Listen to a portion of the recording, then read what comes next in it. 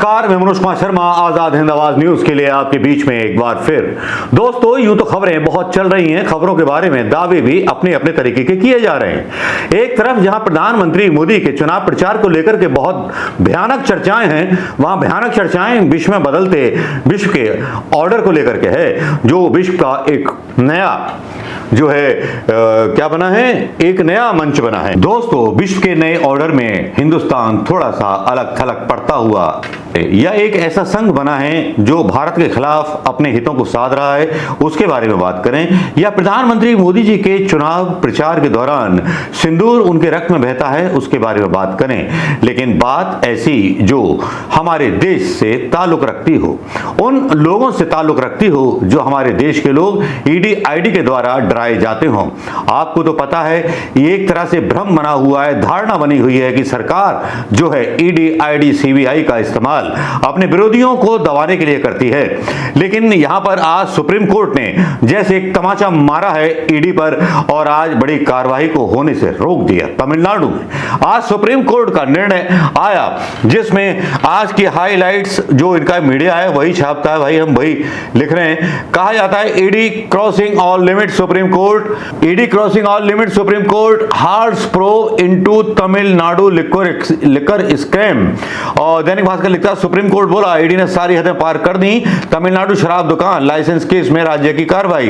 हद पार कर रही है ईडी, सुप्रीम कोर्ट ने क्यों लगाई फटकार, जांच पर भी लगा दी रोक। ये एकदम की ब्रेकिंग न्यूज है। और जागरण लिखता है कि अपनी सीमाएं लांघ रहा है ईडी, यहां कैसे कर सकता है छापामारी। लेकिन दैनिक भास्कर ने जो लिखा है वो मैं यहां पढ़ के सुनाना चाहूंगा। प्रधानमंत्री मोदी के लिए भी ये शायद बहुत बड़ा झटका होगा, क्योंकि सरकार उनकी है। सुप्रीम कोर्ट ने बोला कि ईडी ने सारी हदें पार कर दी, तमिलनाडु शराब घोटाला मामले में ईडी की जांच भी रोकी, कहा यह संघीय ढांचे का उल्लंघन है।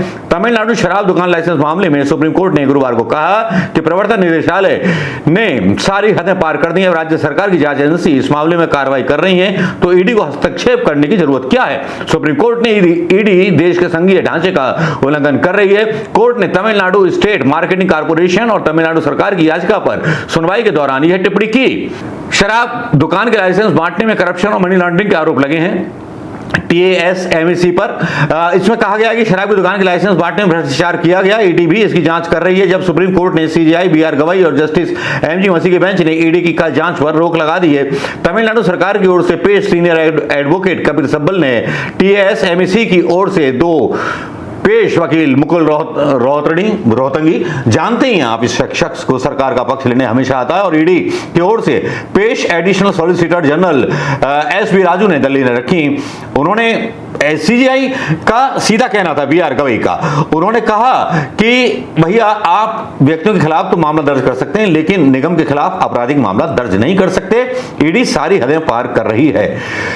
TASMEC ने जो अपना पक्ष रखा ईडी के खिलाफ सुप्रीम कोर्ट में, वो ये था कि ईडी ने मार्च TASMEC मुख्यालय पर छापेमारी के बाद कहा था कि उसे 1000 करोड़ रुपए की हेराफेरी का पता चला है। कारपोरेट पोस्टिंग, ट्रांसपोर्ट और बार लाइसेंस टेंडर से जुड़ा डेटा मिला है। धोखाधड़ी करके शराब को तय कीमत से ज्यादा बेचने के भी सबूत हैं। सुप्रीम कोर्ट के आदेश का DMK ने स्वागत किया, कहा कि नरेंद्र मोदी जब से प्रधानमंत्री बने हैं तब से ये एजेंसी का इस्तेमाल गैर भाजपा शासित राज्यों में कर रहे हैं। कोर्ट रूम में क्या क्या हुआ, कपिल सिब्बल ने कहा कि राज्य ने 2014 से 2021 के दौरान भ्रष्टाचार मामले में शराब दुकानों पर 41 FIR दर्ज की हैं और ईडी ने 2025 में TASMEC मुख्यालय पर छापा मारा। उसने अधिकारियों के फोन और डिवाइस ले लिए और सब कुछ क्लोन किया। सीजीआई गवई ने कहा ईडी की ओर से पेश additional solicitor general SB Raju से पूछा TASMEC के खिलाफ अपराध कैसे बनाया गया। आप व्यक्तियों के खिलाफ तो आपराधिक मामला दर्ज कर सकते हैं, लेकिन निगम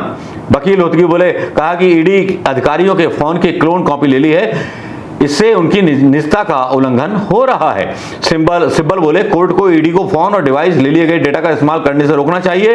इस पर सीजीआई ने कहा कोर्ट ने पहले से ही अंतिम राहत दे दी है और आगे कोई निर्देश नहीं दे सकता। अभी अब 3 पॉइंट्स क्या हैं 3 पॉइंट्स तो दैनिक भास्कर ने लिखे हैं। दैनिक भास्कर लिखता है 23 अप्रैल को मद्रास हाई कोर्ट ने ईडी की कार्रवाई को सही ठहराया था। उसके बाद तमिलनाडु सरकार और टीएसएमएससी ने सुप्रीम कोर्ट का रुख किया था। तमिलनाडु सरकार और टीएसएमएससी की याचिका में कहा गया था कि ईडी ने 6 और 8 मार्च 2025 के बीच 60 घंटे की कार्रवाई की थी। इसमें कई जब्तियां भी की गई थी। याचिका में ईडी के एक्शन को चुनौती दी गई थी। याचिका में कहा गया कि किसी भी एफआईआर में टीएसएमएससी को आरोपी के रूप में नामित नहीं किया गया। याचिका में सर्चिंग के समय और कार्रवाई में देरी पर भी सवाल उठाए। कहा कि अंतिम एफआईआर 2021 में हुई थी। आरएस भारती डीएमके नेता और पार्टी के संगठन सचिव ईडी का इस्तेमाल डीएमके की छवि को धूमिल करने के लिए किया जा रहा है। इस तरह के बयान आ रहे हैं। अब एक तरफ जहां पहले से ही धारणा बनी हुई है बीजेपी के बारे में कि अपने इन संस्थाओं का दुरुपयोग वो गैर भाजपा शासित राज्यों में करती रहती है, उधर प्रधानमंत्री मोदी जी अपनी चुनाव रैलियों में सिंदूर का रोना रो रहे हैं। लेकिन इसी बीच एक ऐसी घटना होती है कि हमारे मीडिया के तो हिम्मत नहीं होती पूछने की जयशंकर प्रसाद से, गृह मंत्री से, प्रधानमंत्री मोदी से कि जिन लोगों को पहलगाम में मारा गया उनके हत्यारे अभी तक कहां पर हैं। भले ही प्रधानमंत्री मोदी जी का सीना अभी भी उबल रहा हो, पाकिस्तान की स्ट्राइक करने के बाद जिस तरह से प्रचार कर रहे हैं लगता है कि इन्होंने पहले से ही कुछ सेटिंग बना रखी थी। भाई ये आम जनता कह रही है, मैं नहीं कह रहा। एक ऐसा भ्रामक, एक ऐसा परसेप्शन बन गया है कि प्रधानमंत्री मोदी जी ने कराया, अब देखो इलेक्शन में बोलेंगे, ये पहले से ही चल रहा था। तो एक तरह से प्रधानमंत्री मोदी जी की क्रेडिबिलिटी पर सवाल उठ रहे हैं, क्योंकि चुनाव प्रचार में इस तरह की बातें करना, फिर कांग्रेस नेता जो है काफी मजाक उड़ा रहे हैं उनके इन बयानों का सिंदूर को लेकर के। प्रधानमंत्री मोदी अभी तक अपनी कामयाबियां बिहार और देश के बेरोजगारों के लिए, शिक्षकों के लिए, शिक्षितों के लिए या कोई नई परियोजनाओं के बारे में अभी तक कोई भी ऐसे दावे नहीं करते अपने भाषणों में जिसमें लगे कि 10 साल में भारत ने बहुत विकास में छलांग मारी है। तीसरी खबर जो मैं आपको बताना चाहूंगा सोशल मीडिया के माध्यम से कि यहां पर बहुत कुछ जो है बेड़ा गर्क हो गया है। बेड़ा गर्क इसलिए हो गया है क्योंकि यहां जो है बड़े सवाल उठ रहे थे कि अमेरिका जो है भारत की तरफ है, भारत का पक्ष लेगा और सारा कुछ करेगा। प्रधानमंत्री मोदी जी अपनी रैलियों में मस्त हैं, लेकिन भारत पाक के बीच जो 4 दिन का युद्ध चला है, इस बीच कुछ खेला हो गया। खेला कुछ इस तरह से हुआ कि जिसमें भारत के खिलाफ सारे पत्ते चले गए। पहली खबर यह है कि जो खबर किसी ने बताई नहीं, ना मीडिया ने बताई, यहां गठजोड़ पाकिस्तान के साथ ट्रंप, चाइना और अरब कंट्रीज का बन गया और हमारे विदेश मंत्री अभी तक उन हथियारों के बारे में नीदरलैंड के पत्रकार को जवाब नहीं दे पाए जो उनका इंटरव्यू ले रहा था। पहली खबर में बताया जाता है कि इस खबर में जो है सबसे पहले चीन और अमेरिका दोनों तरफ के खलीफा एक दूसरे के खिलाफ गरजते हुए 150% टैरिफ लगाने की बात कर रहे थे ना।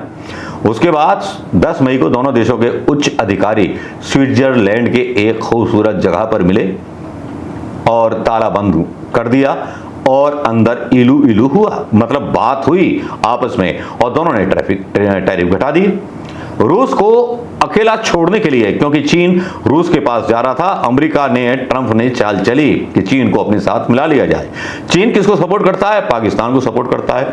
क्या भारत को सपोर्ट करने वाला कोई है? शायद नहीं, क्योंकि अपने कूटनीति से रूस का भी साथ छोड़ दिया है। अब यहां पर चीन और अमेरिका तो एक हो गए। कतर ने अमेरिका के राष्ट्रपति डोनाल्ड ट्रंप को 3,500 करोड़ का विमान गिफ्ट में दे दिया, मतलब एक तरह से खरीद लिया उस आदमी को बिना डकैती मारे। अमेरिका को इतना महंगा कुछ आज तक मिला हो मुझे तो याद है नहीं, या आपको याद हो तो बताइएगा। कि अनु मलिक का एक गीत आता है याद, ये एक मिस्टर राठौर हैं, वो लिखते हैं गाड़ी में आजा मेरी गाड़ी में बैठ जा, और इसी तरह से सुल्तान, कतर के सुल्तान ने उन्हें अपने हेलीकॉप्टर में बिठा लिया। इसी बीच सऊदी अरब ने अमेरिका से 142 अरब डॉलर के हथियार खरीदे हैं। ट्रंप यहां तक कह चुके हैं कि अमेरिका के लिए सऊदी अरब से बेहतर व्यापारिक साझेदारी कोई मिल ही नहीं सकती, और अमेरिका ने ही तुर्की को नए हथियार बेचे हैं। जिस अमेरिका का ट्रंप 6ठी बार बेइज्जती कर रहा है हमारे देश के प्रधानमंत्री की, और भारतीय जनता पार्टी के लोगों को फुर्सत नहीं है राहुल गांधी के बारे में बोलने से और कांग्रेस के बारे में बोलने से, इनकी दूसरे देशों की नीतियों के बारे में बोलने से हवा खराब होती है। लेकिन कमजोर है विपक्ष, बस उसी पर ये जो है शेर बन सकते हैं, बाकी मिट्टी के ढेर हैं, किसी काम के नहीं है।